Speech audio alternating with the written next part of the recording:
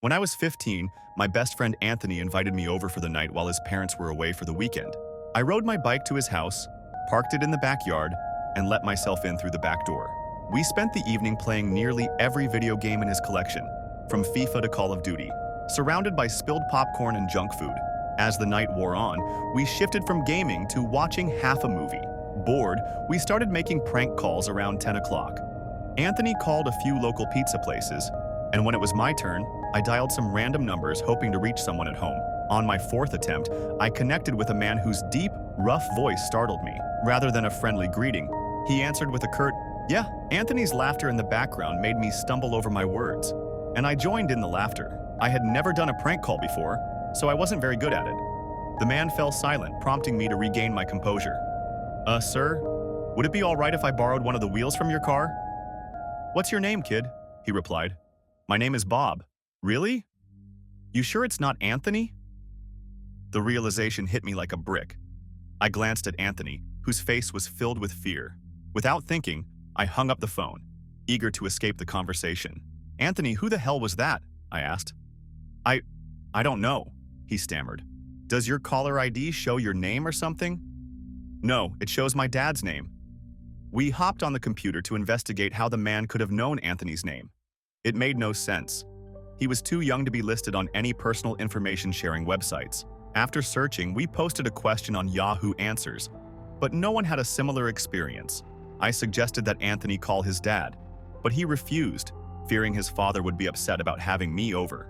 We decided to sleep in the living room and resumed watching the movie. Just as I put the call out of my mind, we heard the front storm door open, followed by the doorknob of the front door turning. It turned only halfway before the lock stopped it. Anthony quickly turned off the TV, and I crept to the window to see who it was. Peeking through the blinds, I spotted a tall man standing outside. He noticed my movement and turned to look at me. I quickly pulled the blinds shut. Anthony and I hid in the kitchen, straining to hear any more sounds. We heard the gate to the backyard creak open, right outside the kitchen window. "God damn it," I muttered. I forgot to shut the back door. Anthony urged me to run and close it. I sprinted down the hallway but froze when I saw a silhouette outside the back door. I didn't think he noticed me, but he was definitely looking into the house. Suddenly, he opened the door and stepped inside. I tiptoed to the kitchen and motioned for Anthony to follow me upstairs. We made it to his room as quietly as possible and pulled the door shut, trying to avoid any noise. We crawled under his bed, which had a cloth covering the bottom, concealing us from view. We heard footsteps moving through the house, getting closer to the stairs. The thumps finally reached our door, and I could hear Anthony's breathing. It was too loud. I had to cover his mouth with my hand. The room fell silent. We lay still for what felt like an eternity, almost convinced the man had left. I whispered in Anthony's ear, "Do you think we can make a run for it?" Just as he was about to respond, the most horrifying scream I had ever heard pierced the air as Anthony was dragged out from under the bed. I crawled out and saw him struggling with the man. Desperately, I scanned the room for something to use as a weapon and grabbed a screwdriver from his nightstand. I rushed over and plunged it into the man's back. He screamed in agony and let go of Anthony, giving us a chance to escape. We knew running onto the road would expose us, and it would take too long to reach a neighbor's house. Instead, we dove into the tree line of the woods and hid behind a bush, watching the house. The man stepped outside, scanning the backyard, then turned his gaze toward the woods.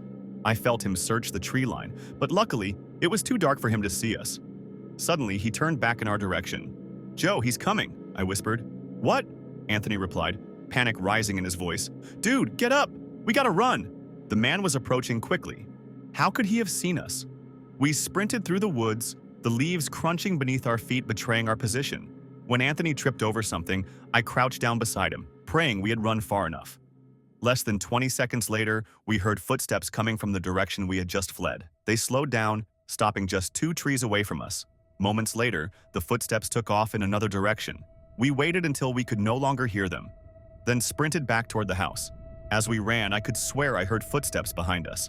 We made it to his backyard and into the house, this time remembering to shut the back door. Finally, we called the police.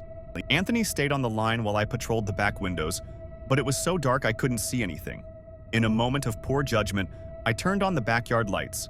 Instantly, I saw the man standing by a large tree in the distance. He turned and disappeared back into the woods.